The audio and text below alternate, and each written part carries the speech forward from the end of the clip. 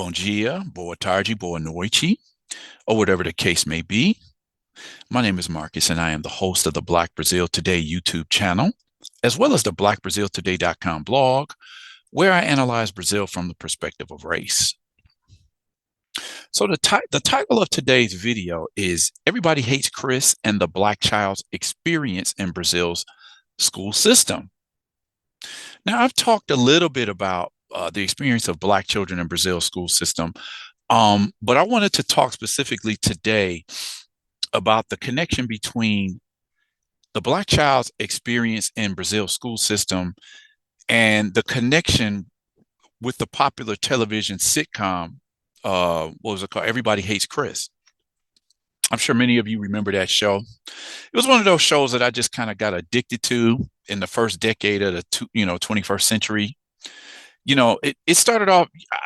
I didn't watch the show when it was creating, producing new episodes. I caught it in syndication, and you get a program in syndication, they'll play the same, the same show every day, and so you get just like immersed in that particular television show, and it gives you a chance to just see it every day. And Everybody Hates Chris was another one of those shows I just kind of got addicted to. Like every day I was watching this show. It was funny, but it also it brought me to the conclusion, like, man, the dude whose life the show was loosely based on, the comedian Chris Rock. If he lived through even, 10% of what's portrayed on the show, this guy had to have a terrible, school life as a child and then as a teenager, because some of the stuff they put on that show, I know they put things in TV shows and sometimes take it over the top, but just the fact, I know it's loosely based on his life. So I'm like, wow, Chris Rock, it was a genius show. Very funny. It spoke to a lot of situations. It spoke to the issue of, like what I talk about on this particular channel, just the experience of race. How is it that Black people experience something that a person in another skin color may not have experienced in the same way? Okay. So what's the connection between Everybody Hates Chris and the Black child's experience in Brazil's school system? Well, let's talk about it a little bit. Okay. So the first thing I have to point out is that Everybody Hates Chris and how it's translated in Brazil as Todo mundo odeia Chris. It's one of numerous American television and film productions that Brazilians just love. Okay. This harks back to a story that I did. I don't know how many years ago I did this story, but it just talked about how representation of Black sitcoms and Black films coming out of the United States filled a void for Black Brazilians who did not see themselves represented on television and in film in Brazil. Now, I've made a number of videos saying that in recent years that has started to change, but 20 years ago, 15 years ago, it was unheard of to have a Brazilian program that was featuring a majority Black cast. You didn't see many Black protagonists in Brazil's films. This is slowly changing, but a lot of Brazilians, everybody in Brazil watched Everybody Hates Chris, but it really resonated with the Black population. So out of all the programs that I remember seeing in Brazil, there were four that just kept coming up in terms of how popular they were in Brazil. You can see from this picture here, this one is The Fresh Prince. This is Everybody Hates Chris. This is My Wife and Kids, and That's So Raven. All of those shows were big hits in Brazil, but I think Everybody Hates Chris was just kind of on a different level. It seemed like people really loved that show. Now, I want to talk more about why is it that Everybody Hates Chris took off so much in Brazil. I'm going to talk about that in another video that's going to be coming up. But right now, I want to talk about what's the connection? Is there a connection between Everybody Hates Chris and the experience of Black children in Brazil's school system? Let's talk about this a little bit. So, as I already said, American media in Brazil is huge. I've said before, if you go to a movie theater in Brazil, because Brazil's film industry is just still trying to come back, you go to a movie theater in Brazil and like 8 of the 10 films that you can see there will be American films that'll have either overdubs in Portuguese or subtitles in Portuguese, right?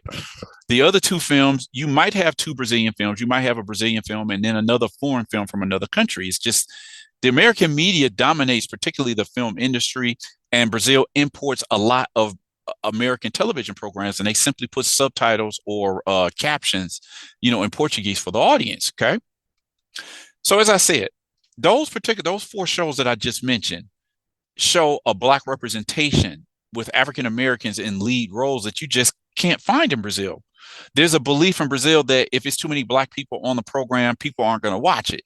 If there's too many black faces on the magazines, people aren't going to buy the magazine.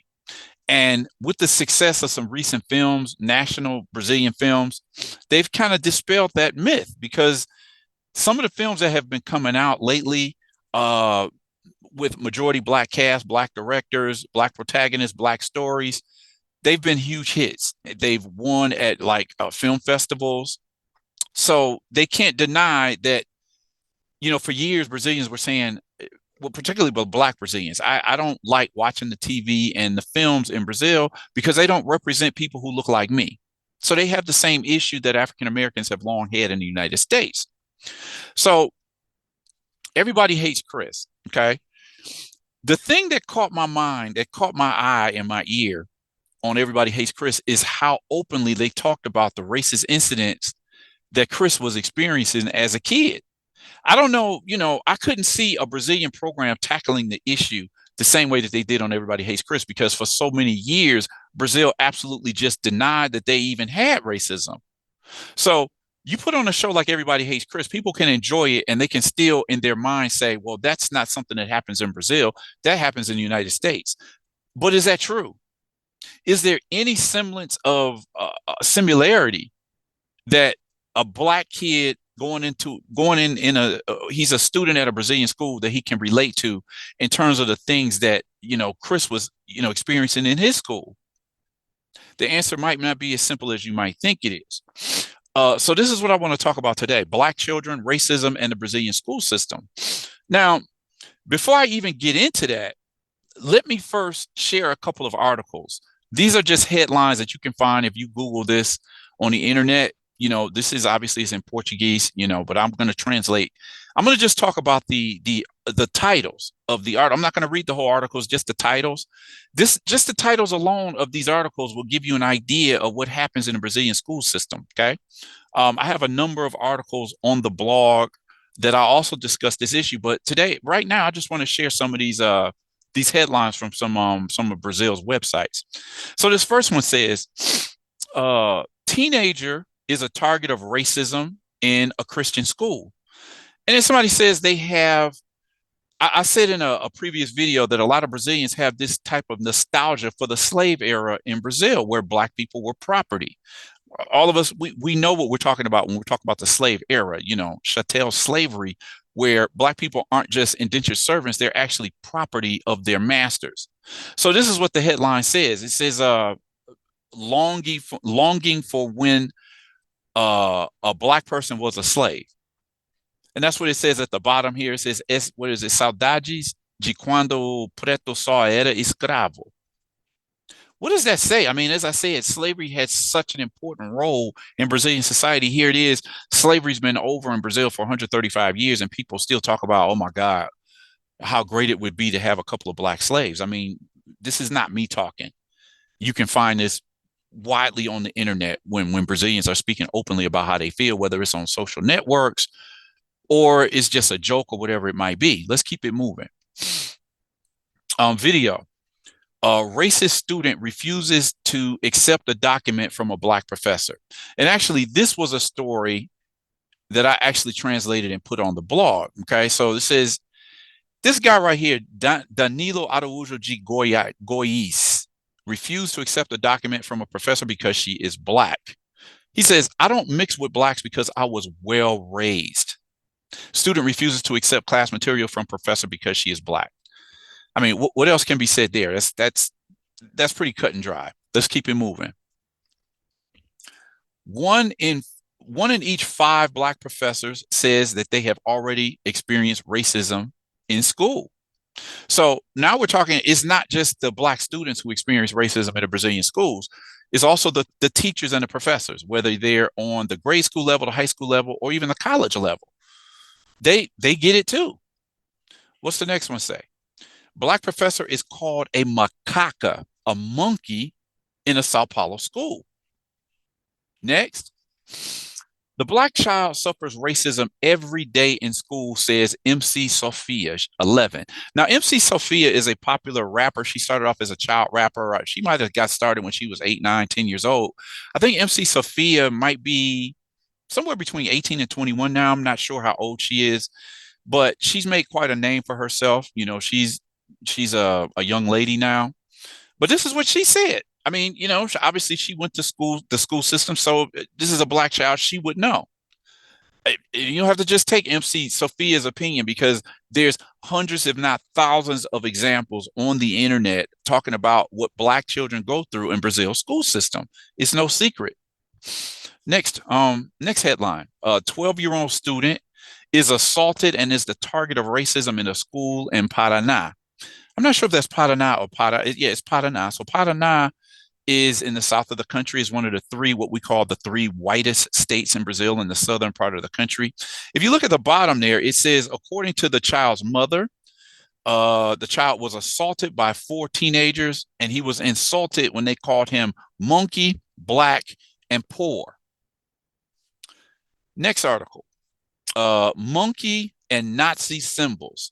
A black professor in Sao Paulo suffers racist offense, and they saw the list that some students in her class had created, and then they had swastikas, and then they had this what they call the SS, and I didn't know what the SS was. Tell you the truth, I had to Google it to see what it meant. So the SS stands for the Schutzstaffel, the protection squads that were originally established as Adolf Hitler's personal bodyguard unit. Like, wow, okay. I learned something. I had never heard about that. Okay. The next article. I want students expelled, says mother of victim of racism in an elite school. Next article. Parents denounce racism in a private school in the city of Osasco. Now, Osasco is, you could say, a suburb of the city of Sao Paulo. Then it says, my child didn't play for a year. It says the only black child in the class was excluded from, kids games and school activities at the school. So again, this is what black children are going through in the Brazilian school system. Next headline: mother seeks the police. She looks for the police and says that her 8-year-old child suffered racism in the school. The little boy had been called ugly, black, dirty, and stinking by by colleagues for the last, what was it? Let me see. So it says the boy had been, called ugly, black, dirty, and stinking by a classmate for at least 2 times per month. So, like I said, the proof is all there. People don't want to talk about it, but this is what's out there. I mean, you can't really deny it when this is what it's like. There's hundreds, if not thousands, of articles online talking about what black kids go through in school in Brazil. So then you have other headlines. I'm going to get to this one in a minute because it's actually a little bit further down. I'm going to talk about the next headline. I want to get into the article right now. So the name of the article, Everybody Still Hates Chris, by Maristela R.S. Gripe. Everybody Hates Chris, or Todo Mundo Odeia o Chris, as it is known in Brazil, is one of the most watched TV shows in Brazil. The series tells the story of the family and the teenager, Chris Rock. A poor black American family in which the father has 2 jobs to support the family. Chris is the older brother and attends a school where he is the only black student, and it is precisely in the school environment that he will experience the situations of racism that will follow him during these early years of his life. So this is a headline from a Mundo Negro article. It says 64% of young blacks affirm that the school environment is the place where they most suffer racism. Okay. The school has so far been one of the most harmful spaces for Black children. It is the first place where he or she will discover that what racism is, and that it leaves marks or scars.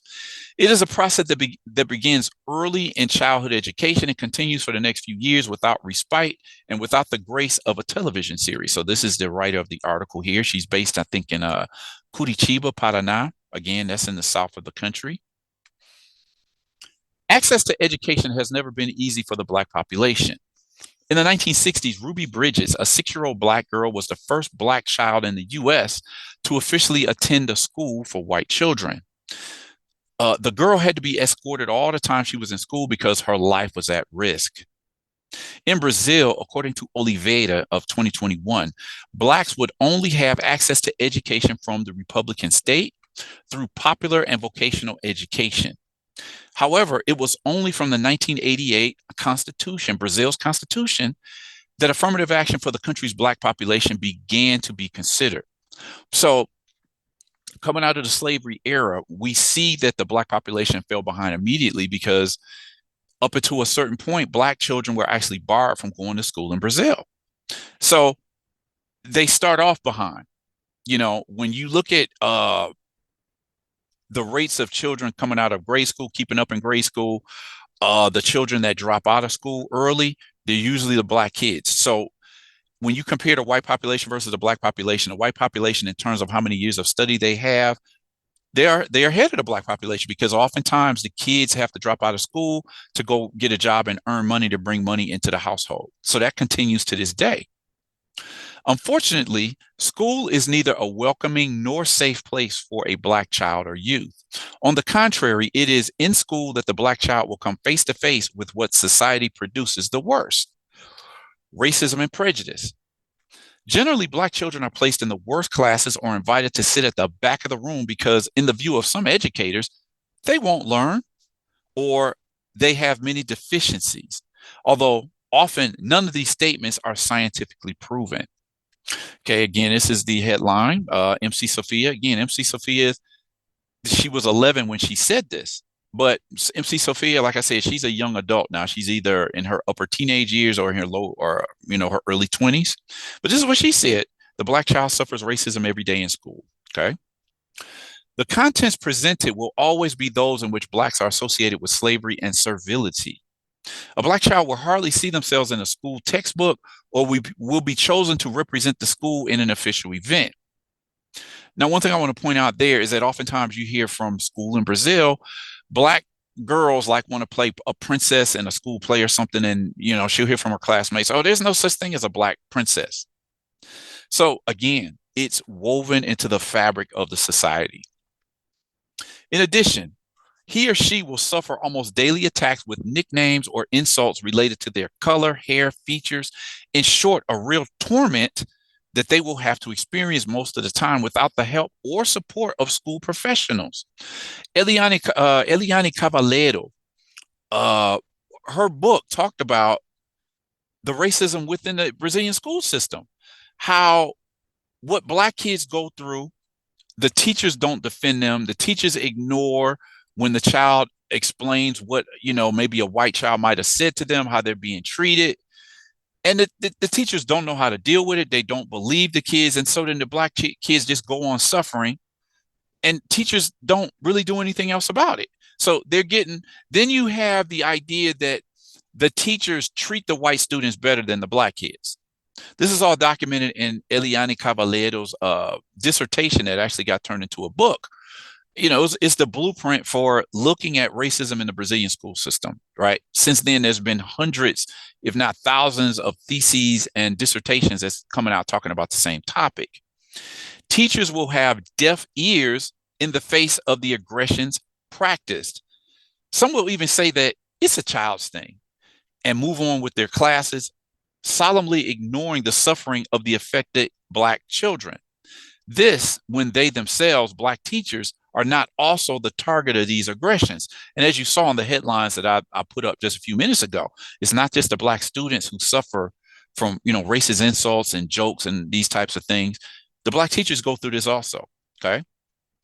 Here's another headline: Black children, they say pintada Pintadas de preto means blackface. So white children put on blackface in a school event, and it provoked outrage among parents and probably some students. Take a look at this white child. They blurred out the face, obviously, but he's got on a wig that's supposed to represent, a black afro or something. They blurred out the face, but you can see that the kid has on blackface.